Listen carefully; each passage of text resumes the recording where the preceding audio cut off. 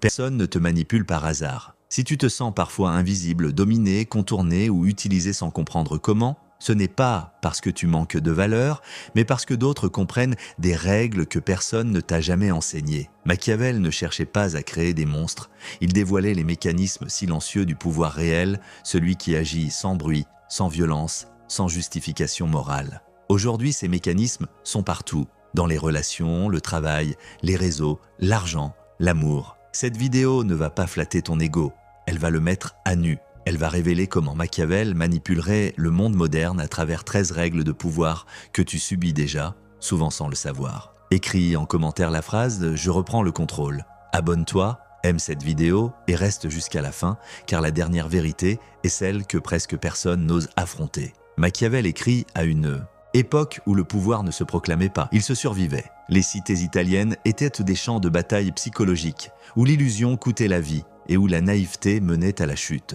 Contrairement aux philosophes moraux qui parlèrent de ce que l'homme devrait être, Machiavel observait ce que l'homme est réellement.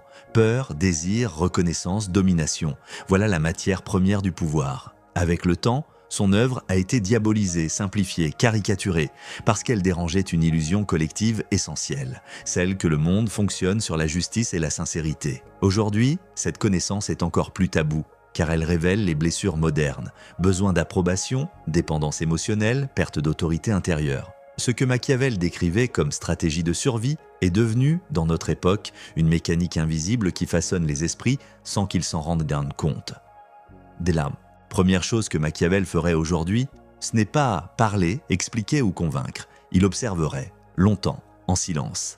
Parce que le pouvoir commence toujours par la compréhension froide des comportements humains, pas par l'intention morale. La plupart des gens parlent trop vite, agissent trop vite, se dévoilent trop vite. Ils confondent authenticité et exposition, sincérité et faiblesse. Machiavel, lui, savait que celui qui révèle ses intentions perd déjà la moitié de son pouvoir. Dans le monde moderne, cette règle est encore plus violente. Les réseaux sociaux ont transformé l'âme humaine en vitrine permanente. Les émotions sont affichées, les blessures exposées, les ambitions criées. Celui qui regarde sans se montrer devient invisible et donc dangereux. La première règle est simple mais dérangeante, ne jamais être totalement lisible. Plus les gens pensent te comprendre, plus ils te contrôlent. Plus ils doutent de toi, et les de toi, plus ils te respectent intérieurement. La deuxième règle concerne la perception, pas la réalité. Machiavel l'avait compris avant tout le monde, les êtres humains ne réagissent pas à ce que tu es, mais à ce qu'ils croient que tu es. Tu peux être honnête et paraître faible. Tu peux être silencieux et paraître puissant. Dans le monde moderne, la perception est devenue plus importante que la vérité elle-même. Les gens suivent des figures qu'ils ne connaissent pas, respectent des titres vides, obéissent à des symboles. Machiavel manipulerait cela avec précision. Il construirait une image cohérente, rare, presque distante. Il ne chercherait pas à être aimé, car le besoin d'amour crée une dépendance immédiate. Il chercherait à être nécessaire, imprévisible, difficile à atteindre. La peur de perdre ton attention vaut souvent plus que l'amour qu'on te donne. La troisième règle est celle du contrôle émotionnel. Machiavel savait que celui qui maîtrise ses émotions maîtrise la scène. Aujourd'hui, la colère est devenue un spectacle, la tristesse un argument, l'indignation une monnaie sociale. Celui qui se laisse emporter est manipulable. Celui qui reste calme face au chaos devient une anomalie et l'anomalie attire le pouvoir. Machiavel utiliserait le contraste. Quand tout le monde s'énerve, il ralentit. Quand tout le monde explique, il se tait. Quand tout le monde attaque, il observe. Ce calme n'est pas de la passivité, c'est une domination invisible. Les gens projettent sur ton silence leurs peurs, leurs attentes, leurs fantasmes. Tu n'as même plus besoin d'agir, ils se révèlent eux-mêmes. La quatrième règle touche un point sensible. Ne jamais dépendre de la reconnaissance extérieure. Dans le monde moderne, tout pousse à la validation. Like, commentaires, applaudissements, statuts. Machiavel verrait cela comme une chaîne volontaire. Celui qui a besoin d'être reconnu peut être récompensé ou puni à des distances. Il devient prévisible, il devient docile. Machiavel, lui, cultivait une autorité intérieure. Il savait que le pouvoir réel ne demande pas la permission d'exister. Si tu fais dépendre ta valeur du regard des autres, tu leur offres un levier permanent sur ton comportement. Le détachement émotionnel n'est pas de la froideur, c'est une souveraineté intérieure. La cinquième règle est peut-être la plus incomprise. Choisir soigneusement ses batailles, l'ego moderne veut répondre à tout, corriger tout, prouver tout. Machiavel savait que répondre à tout, c'est déjà être contrôlé par l'agenda des autres. Chaque provocation acceptée est une défaite déguisée. Dans le monde d'aujourd'hui, l'indignation est un piège. On t'invite à réagir, à prendre position, à te justifier. Machiavel refuserait ce jeu. Il laisserait passer certaines attaques, non par faiblesse, mais parce que le silence crée parfois plus de tension que la confrontation. Et quand il agirait, ce serait de manière définitive, inattendue, impossible à ignorer. La 6e règle concerne les alliances. Machiavel ne croyait pas à l'amitié naïve, mais à l'intérêt partagé. Cela choque, mais observe le monde autour de toi. Les relations durent tant que les besoins convergent. Le problème n'est pas cette réalité, le problème est de la nier. Machiavel choisirait ses alliances sans illusion, avec lucidité. Il ne demanderait pas loyauté éternelle, il créerait des dépendances fonctionnelles. Dans le monde moderne, cela signifie comprendre ce que les autres veulent vraiment, pas ce qu'ils disent de vouloir. Celui qui satisfait un besoin profond détient un pouvoir silencieux sur l'autre. La 7e règle touche à la peur, mais pas celle que tu crois. Machiavel ne prônait pas la terreur visible, mais l'incertitude contrôlée. Les gens craignent moins la violence que l'imprévisibilité. Si ton comportement est toujours cohérent, prévisible, transparent, tu es facile à anticiper. Machiavel introduirait des ruptures subtiles, des absences soudaines, des refus calmes, des décisions inattendues. Pas pour jouer un rôle, mais pour rappeler inconsciemment aux autres qu'ils ne te possèdent pas. La peur de te perdre devient alors plus forte que le désir de te contrôler. La 8e règle concerne le temps. Machiavel savait que le temps est une arme. Celui qui sait attendre fatigue les impulsifs. Dans le monde moderne, tout est immédiat. Réponses instantanées, décisions rapides, réactions émotionnelles. Celui qui ralentit reprend le pouvoir. Faire attendre, différer, ne pas répondre immédiatement crée une asymétrie. Cela place l'autre dans l'attente, donc dans une position psychologique inférieure. Ce n'est pas de la manipulation grossière, c'est une gestion stratégique de l'énergie mentale. La 9e règle est brutale mais réelle, ne jamais apparaître faible au moment critique. La vulnérabilité mal placée invite à l'exploitation. Machiavel ne disait pas de ne jamais être humain, il disait de choisir le moment. Dans le monde moderne, on confond courage et confession permanente. Tout révéler n'est pas une force, certaines failles doivent y rester privées. Celui qui expose ses blessures d'odieux à tous apprend au monde comment le faire tomber. La vraie force est de se reconstruire dans l'ombre. La 10e règle touche à l'identité. Machiavel comprenait que l'homme se définit par son rôle social. Aujourd'hui, les identités sont fluides, fragmentées, confuses. Machiavel choisirait une identité claire, stable, presque symbolique. Les gens ont besoin de repères. Celui qui incarne quelque chose de précis attire naturellement l'autorité. Le flou rassure l'ego, mais il affaiblit le pouvoir. La 11e règle est liée au contrôle de l'information. Machiavel savait que celui qui contrôle ce qui circule contrôle ce que les autres pensent. Aujourd'hui, l'information est surabondante, mais l'attention est rare. Machiavel ne parlerait pas souvent, mais quand il parlerait, ce serait marquant. Il comprendrait que la rareté crée la valeur. Trop parler dilue ton impact. La 12e règle concerne la solitude. Le pouvoir réel isole. Machiavel l'acceptait. Il savait que plus tu vois clair, moins tu es compris. Le monde moderne fuit la solitude alors qu'elle est le lieu où se forge la lucidité. Celui qui ne supporte pas d'être seul cherchera toujours l'approbation. Celui qui accepte la solitude devient autonome. La 13e règle sera révélée plus tard, car elle est la plus dérangeante. Elle concerne la relation entre pouvoir et conscience. Et c'est précisément pour cela que peu de gens sont prêts à l'entendre. Si la première partie révélait comment Machiavel établirait une domination silencieuse sur le monde moderne, cette seconde partie va plus loin. Là où peu de gens acceptent de regarder. Ici, il ne s'agit plus seulement de stratégies visibles, mais des mécanismes intérieurs qui rendent ces stratégies possibles. Car Machiavel n'aurait jamais manipulé durablement les autres sans avoir d'abord compris une vérité dérangeante. Le plus grand champ de bataille du pouvoir n'est pas social, il est intérieur. Celui qui ne se gouverne pas lui-même sera toujours gouverné par quelqu'un d'autre. La 14e dynamique, souvent ignorée, concerne l'ego. Machiavel comprenait que l'ego est à la fois une armure et une faille. Dans le monde moderne, l'ego est constamment stimulé, flatté, provoqué. On t'encourage à t'identifier à tes opinions, à tes blessures, à tes désirs. Plus tu t'identifies, plus tu deviens prévisible. Machiavel, lui, utiliserait l'ego comme un outil temporaire, jamais comme une identité. Il saurait quand le nourrir pour inspirer et quand le dissoudre pour observer. La vraie manipulation commence quand tu cesses d'être prisonnier de ton image. Celui qui n'a rien à défendre intérieurement devient extrêmement difficile à atteindre. Une autre règle cachée concerne l'illusion du choix. Le monde moderne te donne l'impression de liberté permanente alors qu'il t'enferme dans des cadres invisibles. Machiavel aurait compris que proposer trop d'options fatigue l'esprit et affaiblit la volonté. Il ne forcerait jamais directement. Il structurerait l'environnement pour que les autres choisissent ce qu'il a déjà prévu. Cela se produit déjà partout, dans le travail, dans les relations, dans la consommation. Le pouvoir le plus efficace n'impose pas, il oriente.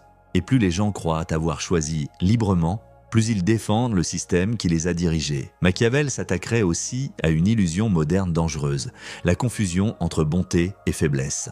Notre époque valorise l'apparence morale, les intentions affichées, les discours compatissants.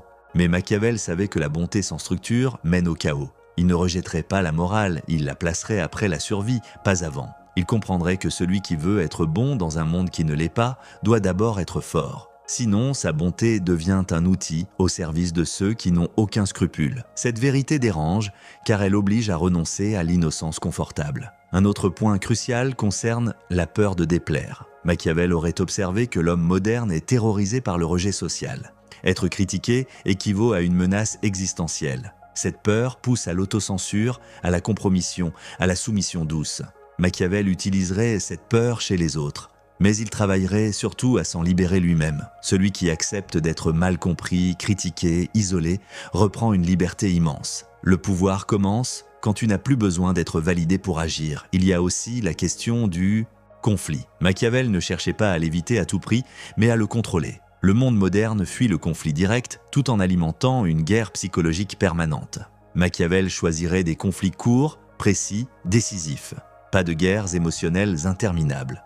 Pas de justification sans fin, une action claire, assumée, puis le silence. Cette capacité à trancher, à fermer une porte sans se retourner, est devenue rare. Et ce qui est rare devient puissant. Machiavel aurait également compris que le désir est une arme. Les êtres humains sont gouvernés par ce qu'ils espèrent, plus que par ce qu'ils possèdent. Ils ne chercheraient pas à tout donner. Ils laisseraient toujours un léger manque, une attente, une promesse non formulée. Dans les relations modernes, tout est surexpliqué, surdonné, surexposé. Cela tue le mystère, donc l'attraction. Le pouvoir subtil consiste à rester légèrement hors de portée, sans jamais disparaître complètement. Une perspective méconnue concerne la fatigue mentale collective.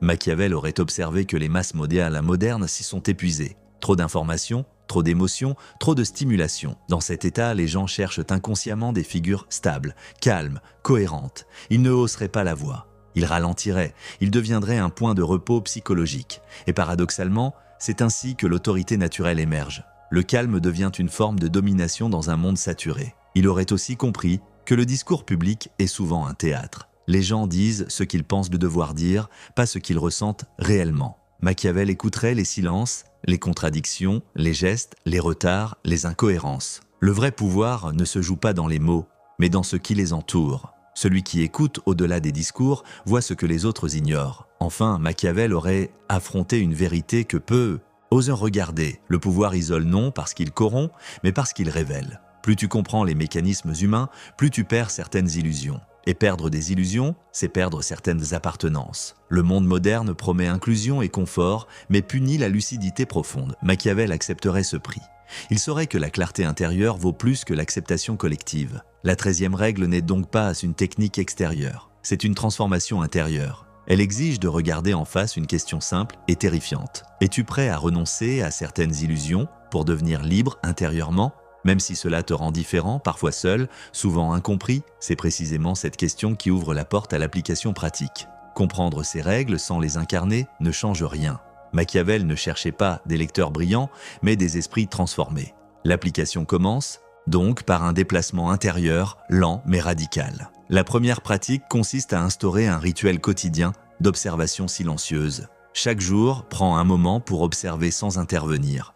Dans une conversation, au travail, dans ta famille, sur les réseaux. Observe qui parle le plus, qui cherche l'approbation, qui s'agite, qui se justifie. Observe aussi tes propres impulsions. À quel moment ressens-tu le besoin d'expliquer, de prouver, de réagir ? Ce rituel développe une lucidité froide mais libératrice. Tu commences à voir les mécaniques plutôt que de les subir. La seconde pratique est le jeûne de réaction. Pendant une période volontaire, choisis de ne pas répondre immédiatement. Pas par jeu, mais par discipline. Chaque réponse différée t'apprend que l'urgence est souvent une illusion émotionnelle. Tu découvriras que beaucoup de tensions se dissolvent d'elles-mêmes quand tu refuses d'entrer dans le rythme imposé. Ce simple décalage te rend déjà moins manipulable car tu reprends la maîtrise du temps. La troisième pratique concerne la reconstruction de ton autorité intérieure. Pose-toi cette question sans détour. De quoi dépends-tu pour te sentir valable ? Le regard des autres ? La reconnaissance ? La validation ? La peur de déplaire ? Écris-le mentalement, puis commence à agir lentement, comme si cette dépendance n'existait pas. Cela ne signifie pas devenir froid ou cruel, mais cohérent. Dire moins, faire plus. Promettre peu, tenir toujours. L'autorité naît de la constance, pas du charisme. Une autre pratique essentielle est la maîtrise émotionnelle consciente. Quand une émotion surgit, ne la combat pas, mais ne l'exprime pas immédiatement. Observe-la comme une énergie brute. Colère, frustration, excitation, peur. Demande-toi, si je l'exprime maintenant, à qui profite-t-elle vraiment ? Souvent, l'émotion exprimée sert les autres plus que toi.